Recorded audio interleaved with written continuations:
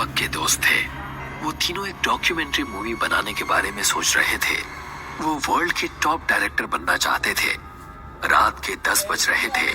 वो तीनों इस वक्त शिमला में घूमने आए हुए थे और होटल के कमरे में इसी बात को लेकर डिस्कस कर रहे थे। समझ में नहीं आता यार कि आखिर हम किस कॉन्सेप्ट पर डॉक्यूमेंट्री मूवीज बनाएं। अरे यार बहुत सारे कॉन्सेप्ट हैं, किसी भी कॉन्सेप्ट को सेलेक्ट कर लेते हैं। हमें तो बस एक अच्छी सी डॉक्यूमेंट्री मूवी बनानी है और अपने काम को खत्म करना है। तुम दोनों पागल हो गए हो। हम किसी भी बेकार कॉन्सेप्ट पर डॉक्यूमेंट्री मूवीज नहीं बना सकते, क्योंकि हमें अपनी ये डॉक्यूमेंट्री मूवीज इंटरनेशनल प्रीमियर में दिखानी है। मुझे अपना मजाक बिल्कुल नहीं उड़वाना। तो तुम कहना क्या चाहती हो? हमें किसी ऐसे कॉन्सेप्ट पर मूवी बनानी चाहिए जो आज तक किसी ने नहीं बनाई हो, कोई रियल कॉन्सेप्ट। मेरे दिमाग में एक आइडिया है दोस्तों, पर पता नहीं वो आइडिया तुम लोगों को पसंद आएगा या नहीं। अब ये तो सुनने के बाद ही पता लगेगा कि हमें पसंद आएगा कि नहीं आएगा। क्यों ना हम लोग रियल घोस्ट पर एक डॉक्यूमेंट्री मूवी बनाएं। राहुल की बात सुनकर राजन और प्रिया कुछ देर तक बड़ी गंभीर मुद्रा में राहुल के चेहरे की ओर देखते रहे। अचानक वो दोनों राहुल का मजाक उड़ाते हुए हंसने लगे। तू पागल हो गया है क्या राहुल? घोस्ट, आत्मा, ये सब फिल्मों में अच्छी लगती है यार। तो मैं भी फिल्म बनाने की ही बात कर रहा हूँ। अरे बेवकूफ, ये सिर्फ मनगढ़ंत बातें हैं। हम सब जानते हैं कि फिल्मों में मेकअप करके घोस्ट बनाया जाता है और हमें डराया जाता है। और अब तो VFX का भी इस्तेमाल होने लगा है। ये टेक्निक जब से आई है तब से ये घोस्ट एकदम रियल लगते हैं। यही तो मैं तुम दोनों को समझाना चाहता हूँ। सोचो, अगर हमारे कैमरे में कोई रियल घोस्ट रिकॉर्ड हो जाए तो हम दोनों की किस्मत रातों रात पलट सकती है। और यहाँ से कुछ दूर एक कब्रिस्तान है। कहते हैं कि उस कब्रिस्तान में सिर्फ और सिर्फ लावारिस लाशें ही दफनाई जाती हैं। उस कब्रिस्तान के बारे में ये बात प्रसिद्ध है कि वहाँ एक डायन रहती है और कहते हैं कि जो भी उस डायन को अपनी आंखों से देख लेता है वो उसे जिंदा नहीं छोड़ती। दोस्तों, मुझे नहीं पता कि इस बात में कितनी सच्चाई है, पर मेरा दिल कहता है कि वहाँ पर कुछ तो है। वो सब उस कब्रिस्तान पर जाने के लिए राजी हो गए। वो तीनों दोस्त होटल के रूम से बाहर निकल आए। बाहर सर्दी बहुत ज्यादा थी। हाड़ कपा देने वाली ठंडी शीतलहर चल रही थी। हल्की हल्की बर्फबारी भी हो रही थी। वो तीनों एक कार के अंदर बैठ गए। राहुल ने ड्राइविंग सीट संभाल ली और उसने अपनी कार की दिशा उस कब्रिस्तान की ओर कर ली। कुछ ही देर में वो उस कब्रिस्तान में खड़े थे। पता नहीं क्यों उस कब्रिस्तान के भयावता भरे सन्नाटे को देखकर प्रिया के शरीर के रोंगटे खड़े होने लगे। भयंकर सर्दी में उसके माथे पर पसीने की बूंदें टपकने लगी, मगर उसने इस डर को बड़ी सुंदरता से छुपा लिया। राहुल ने तुरंत वीडियो कैमरा निकाल लिया।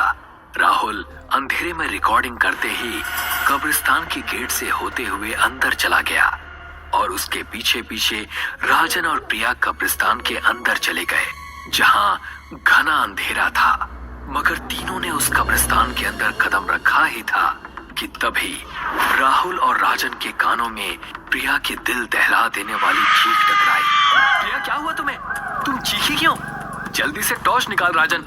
राजन ने तुरंत अपनी टॉर्च निकालकर जला दी, मगर उसने देखा कि प्रिया उसके सामने खड़ी हुई उन दोनों को सवालिया नजरों से देख रही थी। तुम चीखी क्यों? मैं तो बिल्कुल नहीं चीखी, बल्कि मैं तो खुद हैरान हूँ कि मुझे मेरी चीख क्यों नहीं सुनाई दी। मुझे लगता है कि यहाँ कुछ तो गड़बड़ है। एक तो हमें यहाँ पर खुद लेकर आया और ऊपर से अब बोल रहा है कि कुछ गड़बड़ है। तू सिर्फ रिकॉर्डिंग कर।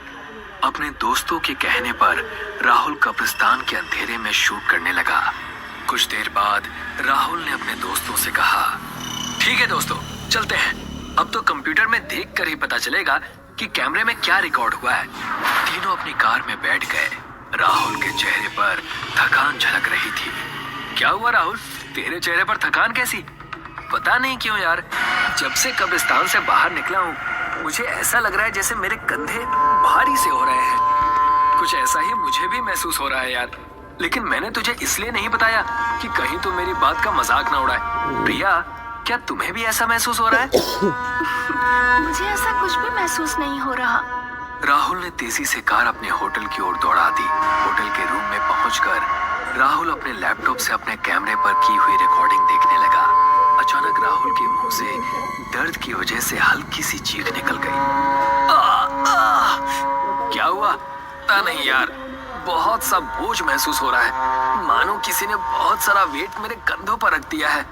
अजीब बात है, कार के अंदर मुझे भी ऐसा ही महसूस हो रहा था, लेकिन अब मुझे बिल्कुल सही महसूस हो रहा है। टेंशन मत ले, मेरे पास पैरासिटामोल रखी हुई है, उसे खाकर सो जाना, तुझे आराम मिल जाएगा। लेकिन सबसे पहले रिकॉर्डिंग को देख लेना चाहिए। होटल रूम में आते ही प्रिया बाथरूम में चली गई। राहुल और राजन ने लैपटॉप की स्क्रीन पर नजरें गड़ा ली। तभी उन दोनों को लैपटॉप में कुछ ऐसा दिखा कि उन दोनों के गले से डर के कारण एक जोरदार चीख निकल गई। उनकी आंखें डर और दहशत से फटी रह गई। वो दोनों एक दूसरे के चेहरे की ओर हक्का बक्का होकर देखने लगे।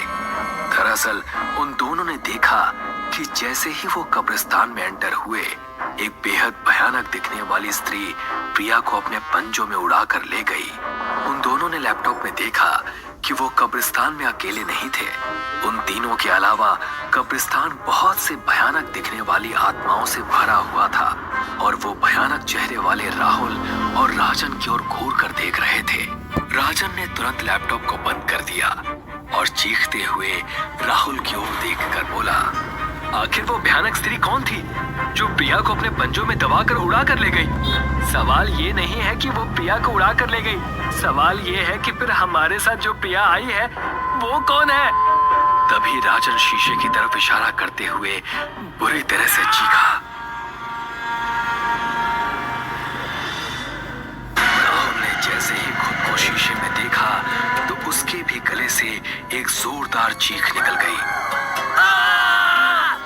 तेरे दोनों कंधों पर कोई बैठा हुआ है राहुल। राहुल के दोनों कंधों पर भयानक दिखने वाली स्त्रियां बैठी हुई थी, जो सिर्फ शीशे में ही दिखाई दे रही थी। हमें यहाँ से भागना होगा मेरे दोस्त। तभी प्रिया बाथरूम से निकलकर बाहर आ गई। अचानक राहुल के कंधे पर बोझ खत्म हो गया, मगर प्रिया का चेहरा बेहद भयानक हो चुका था। उसकी आंखों की पुतलियां बिल्कुल सफेद थी, लेकिन देखते ही देखते प्रिया एक भयानक डायन में परिवर्तित हो गई। उस डायन का शरीर लचीला था। तभी वो डायन बहुत तेजी से राहुल के ऊपर झपटी और एक ही झटके में राहुल के गर्दन में अपने दांत गड़ा दिए और उसका खून पी गई। उस डायन ने राजन को तो कुछ समझने का मौका ही नहीं दिया और उसने राजन के साथ भी वही किया जो राहुल के साथ किया था। दरअसल प्रिया को तो कब्रिस्तान में डायन उसी वक्त उड़ाकर ले गई थी। प्रिया की लाश तो कब्रिस्तान में ही पड़ी हुई थी। कुछ ही सेकंड में वो डायन हवा में गायब हो गई। अगले दिन पुलिस को होटल में राहुल और राजन की लाश मिली।